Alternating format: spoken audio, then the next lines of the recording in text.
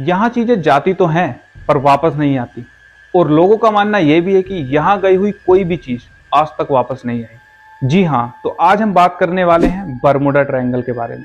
ये western region के north Atlantic ocean में लोकेटेड है। इसे बर्मुडा ट्रायंगल इसलिए कहा जाता है क्योंकि ये यूएस के फ्लोरिडा से प्यूर्टो रिको नामक आइलैंड और बर्मुडा के बीच में स्थित है। इन तीनों जगहों की सिमेट्री ऐसी है कि इन्हें अगर एक लाइन से मिलाया जाए तो एक ट्रायंगल फॉर्म होता है, इसलिए इसे बर्मुडा ट्रायंगल बोला जाता है। इसी तरह से लोग the lingo of the lost, devil's triangle जैसे नामों से भी इसे जानते हैं। तो बात है 1950 की, जब अमेरिकन न्यूज़पेपर में इसके चर्चे स्टार्ट हुए।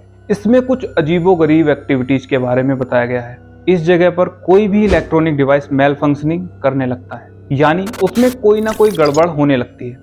मैग्नेटिक कंपास फ्लक्चुएट होने लगते हैं, और तो और सारे सिग्नल्स भी गायब होने की बात सुनी गई है। बहुत सारे शिप्स यानी जहाज और एरोप्लेन्स भी जब इस एरिया में एंटर करते थे तो वह गायब हो जाते थे, और कहा यह भी जाता है कि आज तक यहाँ से कोई वापस नहीं लौटा। चलिए एक इंसिडेंट के बारे में करते हैं चर्चा। तो बात है 1888 की, जब एलन ऑस्टिन नामक शिप जो इंग्लैंड से न्यूयॉर्क के लिए निकला था कुछ सामान लेकर। इसके कैप्टन का नाम था कैप्टन ग्रिफिन। तो हुआ ये कि थोड़ा जल्दी पहुंचने के लिए ये एक शॉर्टकट लेता है जो बर्मुडा ट्रायंगल से होकर निकलने का प्लान करता है। जब उसका शिप इससे थोड़ी ही दूरी पर होता है तो एक बोट कुछ दूरी पर कैप्टन को दिखाई पड़ती है जो बहुत ही अजीबोगरीब सी एक्टिविटीज कर रही होती। फिर कैप्टन के वहां कांटेक्ट करने की काफी कोशिशों के बावजूद भी उस बोट से कोई रिस्पॉन्स नहीं मिलता।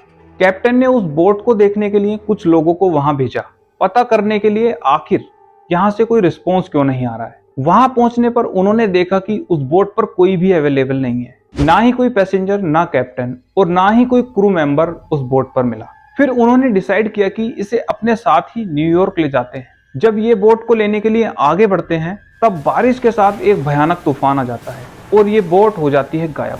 जैसे ही तूफान खत्म होता है ये फिर से दिखने लगती है। इस बात से सब शौक रह जाते हैं जब उसे लेने के लिए गए सभी लोग गायब थे और ये बोट वहां ठीक ठाक खड़ी थी। एग्जैक्टली सेम इंसिडेंट देखा गया 7 नवंबर 1872 को, जब एक और बोट मैरी कैस्टी जो सेम बर्मुडा ट्रायंगल के पास पहुंचते ही गायब हो जाती है। अचानक 4 दिसंबर 1872 को, लगभग एक महीने बाद, इसे बर्मुडा ट्रायंगल के पास देखा जाता है। जब रेस्क्यू टीम वहां पहुंचती है तो उसे वहां बोट तो मिली पर वहां कोई बंदा नहीं था। यहां तक कि डाइनिंग टेबल पर खाना और प्लेट भी सेम ऐसे ही रखी मिली। फिर एक मिशन तैयार किया गया नेविगेशन एंड कॉम्बैट फाइटिंग की फील्ड में, जिसमें 5 फाइटर जेट शामिल थे। फ्लाइट 19 इस ग्रुप को नाम दिया गया। इसमें एक सीनियर लेफ्टिनेंट चार्ल्स नामक एक बंदा था। इसके अलावा सारे ट्रेनी ही थे।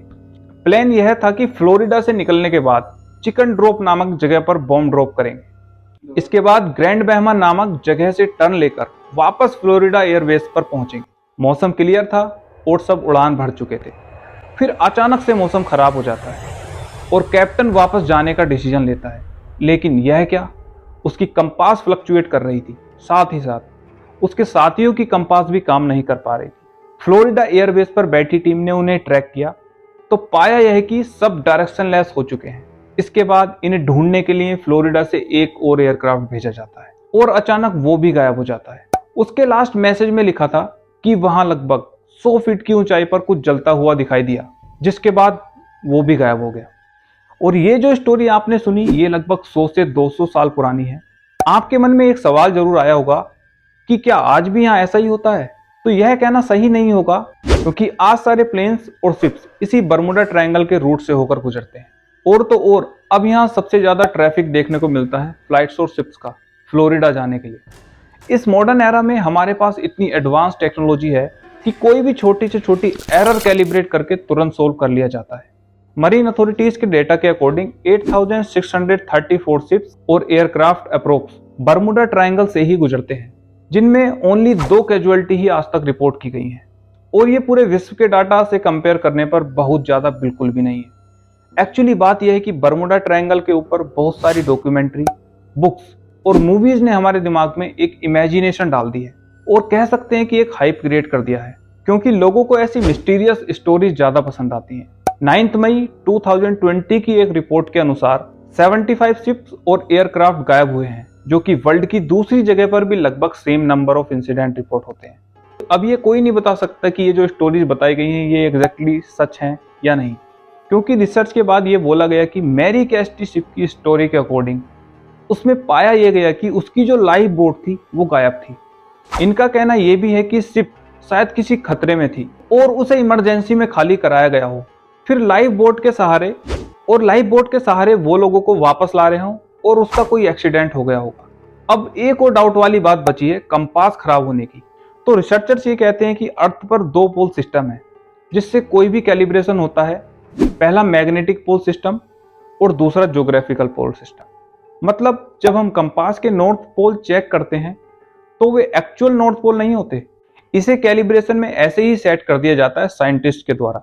पर जो बर्मुडा ट्रायंगल है वहां पर पृथ्वी का एक्चुअल नॉर्थ पोल लाई करता है। इसका मतलब ये हुआ कि इस जगह पर जाने में कंपास कोई और डायरेक्शन शो करने लगेगा, जिससे शिप या एयरक्राफ्ट की डायरेक्शन चेंज हो जाती है और ये भटक जाते हैं। पर आज यहाँ ऐसा कुछ नहीं होता और मोस्टली एयरक्राफ्ट और शिप्स इसी जगह से होकर जाते हैं। तो ये थे कुछ फैक्ट्स बर्मुडा ट्रायंगल के बारे में। ऐसे ही और फैक्ट्स के लिए चैनल को सब्सक्राइब और वीडियो को लाइक जरूर करें। जय हिंद, वंदे मातरम।